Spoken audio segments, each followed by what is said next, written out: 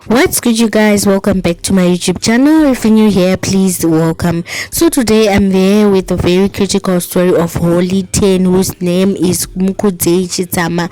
So Holly 10 is going through a very critical or sad moment in his life, where we seem to see his career deteriorating in a short space of time. Holly 10 arikunzi mukomana arikuzvikonzeresera ega kuti career yake iite semaitira ari kuita.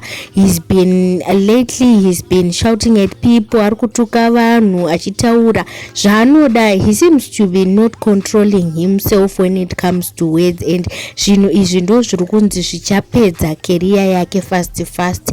Mai manje of late akabva kutukana neZim Celeb achitaura zvanoda pamusoro peZim Celeb, achiti Zim Celeb ndo yakamita sabotage pa album launch yake, meaning kuti pa album launch kusauya kwevanhu iye he's blaming Zim Celebs. Saka mukomana is just going around throwing shade at a lot of people, which seem to be not going so well nevanhu vakawanda.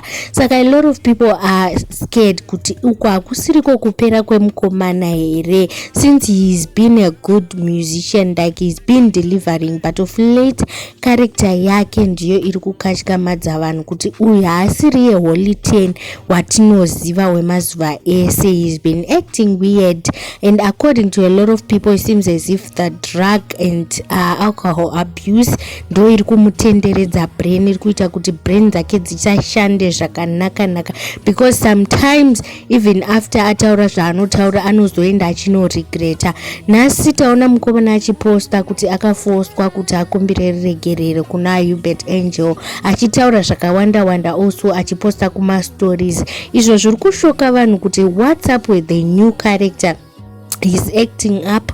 Vamwe vakati Holly 10 haana manager here, so people are asking kuti hapana anogona kumanager here mukomana, nekuti ari kungotaura zvinhu zvakawanda achingotukana nevanhu vakawanda, and he's burning a lot of bridges. Sometimes you need those bridges kuitira kuti paunozodzoka wauda kucrossa unocrossa sei kana wadambura mabridge, waparadza mabridges aunozoda futi kucrossa wakudzoka. So I would kindly ask kuti vanogona kumbatsira guys, vanogona kumanager, especially when it comes to the internet and social media, ngavamanager, so that he doesn't go on his page posting zvinhu zviri unnecessary, zviri irrelevant, zviri kukuvadza career yake. You saw kuti numbers are deteriorating. Masong ake haana unyatsotambirwa sekutambirwa kwataifunga kuti achatambirwa.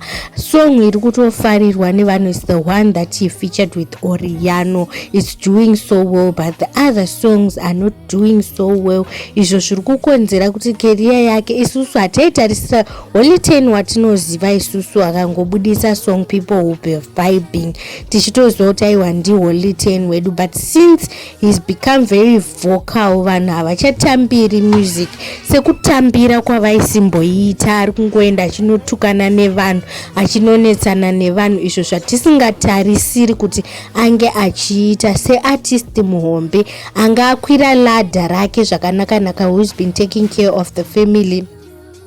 Ma-issues ari kuita akawandisa Holly 10. So this is it for me, guys. Thank you so much for watching. Holly 10's career is in danger, and we fear for him kuti mukomana haasa kuda kudonha here kubva pachigaro cheumambo. Thank you so much. Bye.